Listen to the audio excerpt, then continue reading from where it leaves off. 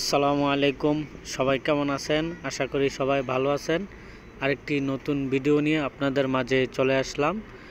গুমতি নদীর চর খুবই সুন্দর একটি জায়গা, নয়ন অবিরাম দৃশ্য এই গুমতি চরে দেখতে পারবেন। এই গুমতির চরে গত 4-5 মাস আগে যে ভয়াবহ বন্যা দেখা দিয়েছিল, এই গুমতি নদীর চরে সবচেয়ে বেশি প্রভাবটা পড়েছিল এই গুমতি নদীর চরে। তো চলুন আপনাদেরকে ঘুরে দেখাই গুমতি চরের কিছু নয়ন অবিরাম দৃশ্য আজকের এই ভিডিওতে তুলে ধরব। আমাদের সাথে দেখতে থাকুন গুমতি চরের অপরূপ মায়াবী দৃশ্যগুলো আজকে এই ভিডিওতে তুলে ধরব।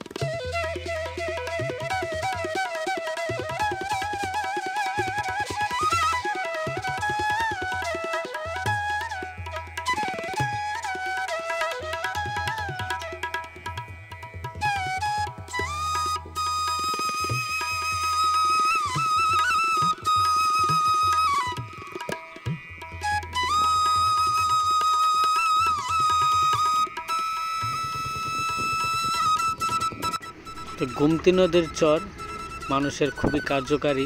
এই চর দিয়ে মানুষ যখন বর্ষা হয়, এই নদী দিয়ে মানুষ অনেক বড় বড় স্টিমার বা বড় বড় জাহাজ দিয়ে মালামাল, ইট, বালু এগুলা যাতায়াত করতে খুবই আরাম হয়, বেশি কষ্টদায়ক হয় না।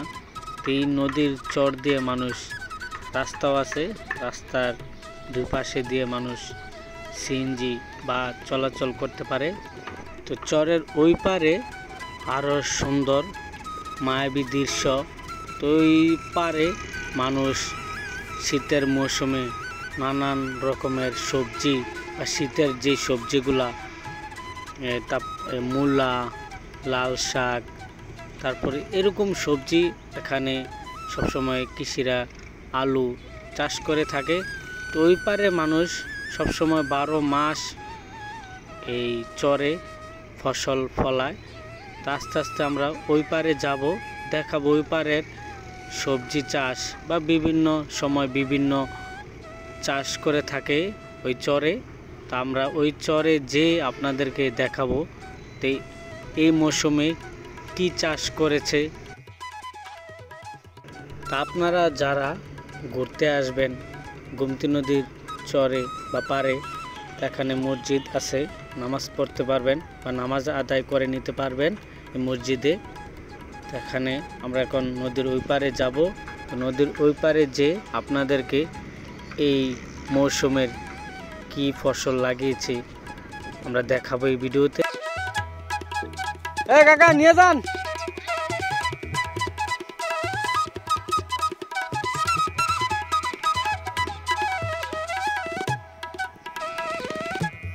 তা আপনারা যারা আসবেন তারা ক্যান্টনমেন্ট দিয়ে আসতে পারবেন বা কুমিল্লা দিয়েও আসতে পারবেন।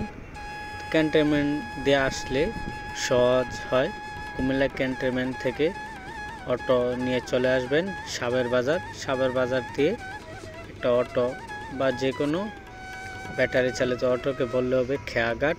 তো খেয়াঘাটে আসলে আপনারা এই যে নৌকাটা দেখলেন এই নৌকা দিয়ে পারাপার হইতে হবে। ওই পারে গেলে আরও অপূরব সৌন্দর্য আপনারা দেখতে পারবেন।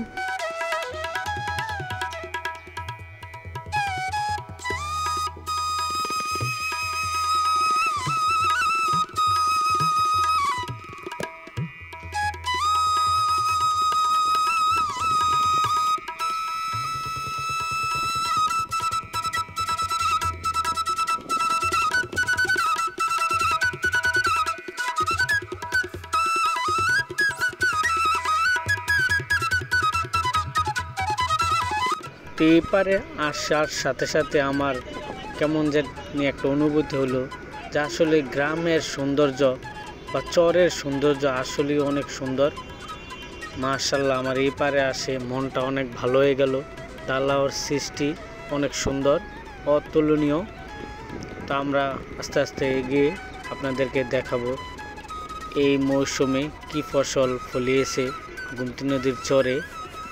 আসলে এই পারের দৃশ্যগুলা আমার অনেক ভালো লাগছে, যে খুবই সুন্দর একটি দৃশ্য।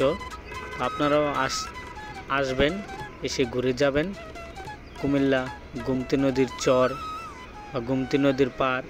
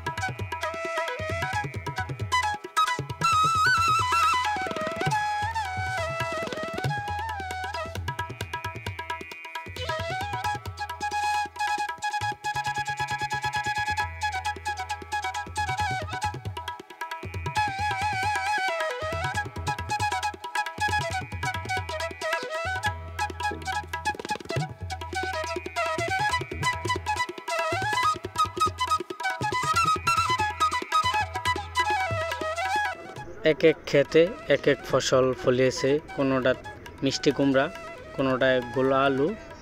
তো এই সিজনে সবচেয়ে গোলা আলু ফসলটা কৃষকরা লাগিয়ে থাকে। গোলা আলুর চাহিদা আমাদের দেশে একটু বেশি হয়ে থাকে। গোলা আলুর প্লাস মিষ্টি কুমড়া, তারপরে আরও নানান সবজি আছে, সরিষা গাছ লাগিয়েছে, তারপরে আরও আছে মিষ্টি কুমড়া বা মরিচ, তারপরে মূলা।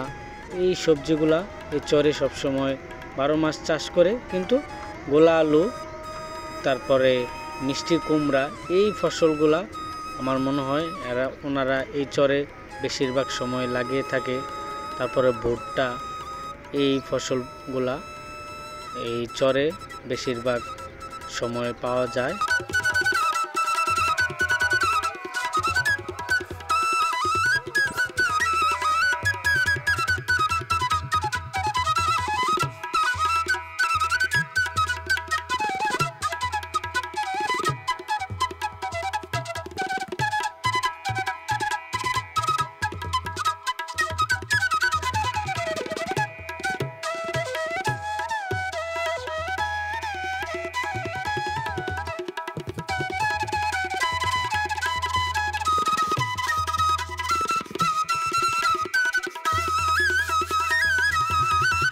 এক কৃষক ভাই কীটনাশক ওষুধ দিচ্ছে।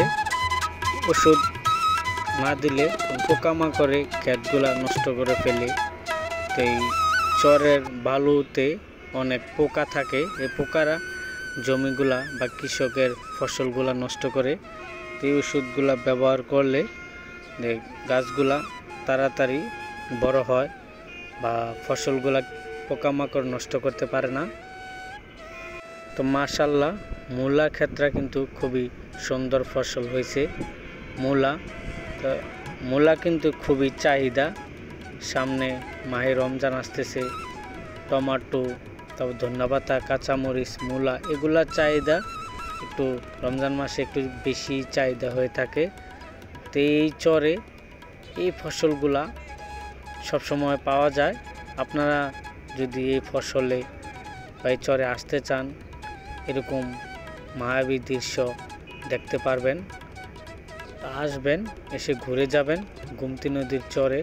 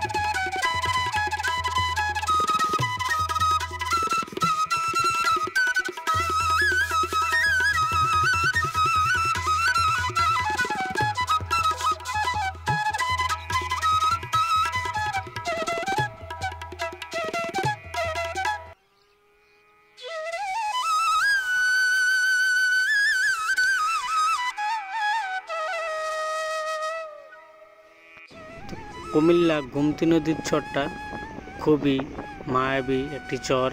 আপনারা আসবেন, এসে ঘুরে যাবেন। ঘুরলে মন বা সব কিছু ভালো থাকে। তো গোমতী নদীর চরে আরও অনেক ফসল আছে, আপনাদেরকে এই ভিডিওতে দেখাবো। সামনে আরও অনেক সুন্দর দৃশ্যগুলো আপনাদের দেখাবো। তো এই চরে আমার সবচেয়ে ভালো লাগছে, প্রত্যেকটা জমিতে বা দু একটা জমির পর পর তাল গাছ। ভাইয়া বাসা কোন জায়গায়? আপনার কৃষি ক্ষেত আছে? এই যে কুমড়া না? আর মরিচ ক্ষেতটা?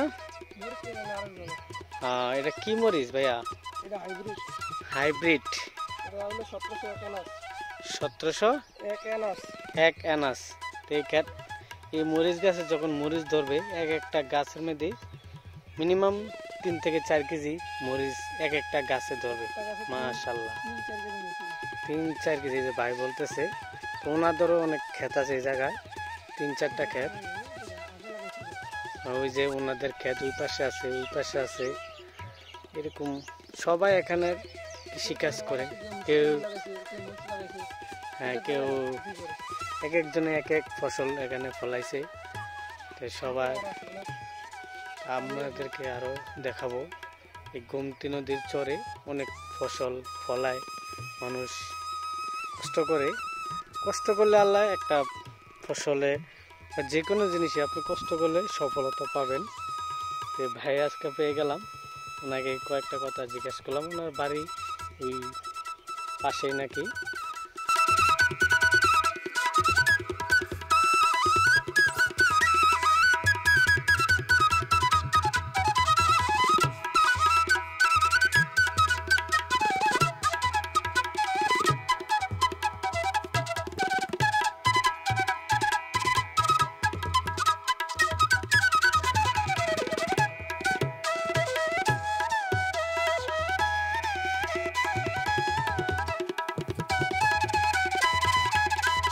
কাকা আসসালামু আলাইকুম। কাকা আলু ক্ষেত আপনার? জি আমার আলু। হ্যাঁ, তো কেমন ফসল পাইলেন? না ফসল ইনশাল্লাহ ভালো হয়েছে, এবার অন্যবারের ছিল না, জি এবার অনেক ভালো হয়েছে। যাক আলহামদুলিল্লাহ। তো এই আলুর সাইজ কেমন? সাইজ মনে করেন বড় আছে, মাঝারি আছে, ছোট আছে, আগের তুলনায় অনেক উন্নত। জি আলহামদুলিল্লাহ। এই যে আলু কাকার, আলহামদুলিল্লাহ। গত বছরের তুলনায় এবছর আলুর সাইজগুলো কিন্তু অনেক বড় হয়েছে। ওই যে বললাম না যে এই বছরের বন্যার প্রভাবটা গোমতী নদীর চরে বেশি পড়েছে। গোমতী নদীর চরের আলু বড় হওয়ার কারণ বন্যার ঢেউয়ের সাথে সাথে অনেক জমির বালু বা মাটি আরেক জমিতে চলে আসছে, আরেক জমিনের মাটি আরেক জায়গায় চলে গেছে। তো মাটি উলট পালট হওয়ার কারণে তো এইবারের ফসলটা ভালো হয়েছে বা সুন্দর হয়েছে, সাইজগুলো একটু বড় বড় হয়েছে। তো দেখতে পাচ্ছেন আলুর সাইজগুলা খুবই মাশাআল্লাহ বড় বড় হয়েছে। তো অনেক কৃষক খুশি, আবার অনেক কৃষক একটু নারাজ। কেন? যে কারো ক্ষেতের মাটি প্রায় 1 বিঘত মানে মাটি চলে গেছে, মানে ক্ষেত ছিল উঁচা হয়ে গেছে নিচা, 1 বিঘা মাটি চলে গেছে পানির ঢেউয়ের সাথে সাথে। তো অনেক জনের ক্ষেত আবার অনেক উঁচাও হয়ে গেছে। যাক, এটা আল্লাহর একটা, যখন বন্যা হয়েছে তখন তার মানুষের কোনো ইয়েই ছিল না, এরকম প্রস্তুতিই ছিল না। এটা আল্লাহর একটা গজব।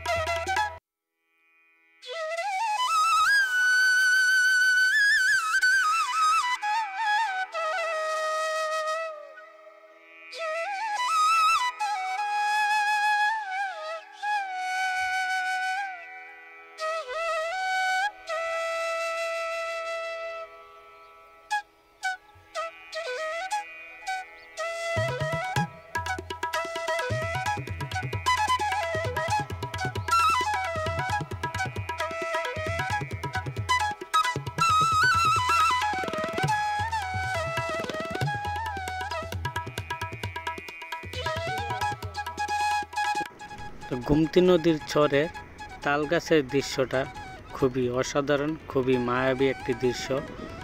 এই দৃশ্যগুলো দেখলে গ্রামের স্মৃতি বা গ্রামের অনেক কিছু মনে পড়ে যায়। আসলেই চরের দৃশ্যটা আমার কাছে খুবই ভালো লাগছে। তা আপনারা সবাই বা যারা যারা আসতে চান এই চরে আসবেন, এসে ঘুরে যাবেন এবং প্রাকৃতিক সৌন্দর্য দেখে যাবেন। তো প্রকৃতি যারা গ্রহণ করে বা প্রকৃতি যারা দেখে, তারা আল্লাহর নিদর্শনগুলো আরও সুন্দরভাবে উপভোগ করতে পারবেন। আল্লাহর সৃষ্টি কিন্তু অতুলনীয়।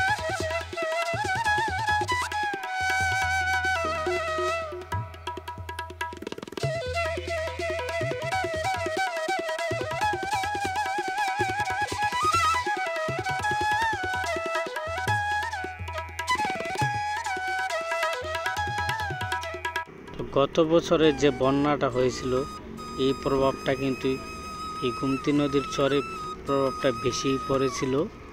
তো এই চরের মানুষগুলা খুবই আতঙ্কের মধ্যে ছিল, যে চরে মানুষ অনেক ভয়ে ছিল যে আসলে বন্যাকে আরও বেড়ে যাবে। তারপরে আল্লাহর হস্তে আস্তে আস্তে পানি নিয়ন্ত্রণে চলে আসছে, কিন্তু যেভাবে বন্যার পানি বাড়ছিল প্রথমে, আসলে যাই হোক, এটা আল্লাহর একটা নীলা খেলা।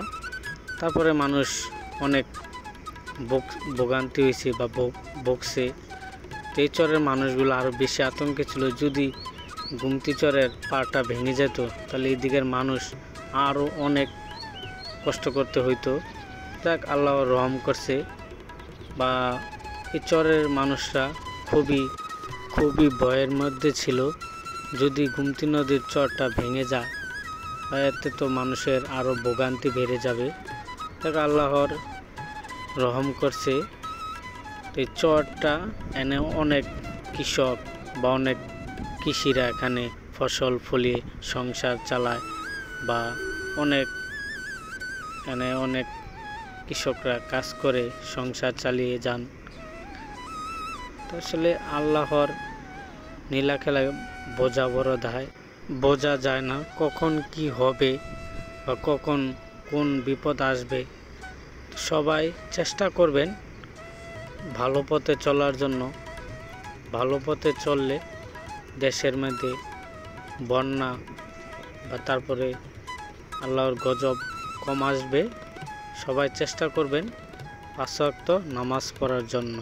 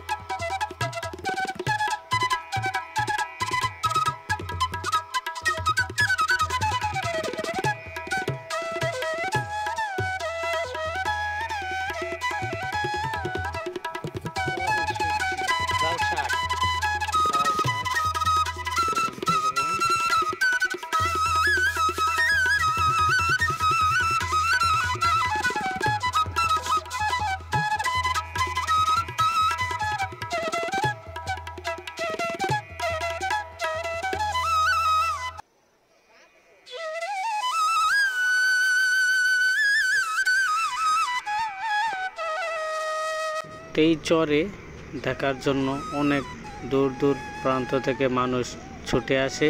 এই কুমিল্লা গুমতি চর খুবই মায়াবী একটি চর, আপনারা আসবেন। অনেক মানুষ ছুটে আসে এই চরটি দেখার জন্য, আপনারাও আসবেন, এসে ঘুরে যাবেন গুমতি নদীর পার।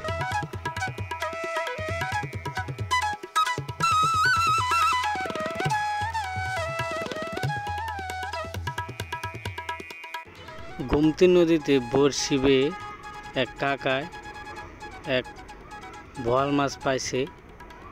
বোয়াল মাছটা দেখতে খুবই সুন্দর, এত বড় এক বোয়াল মাছ এই বড়শি দিয়ে বেয়ে কাকার ভাগ্যটা অনেক ভালো।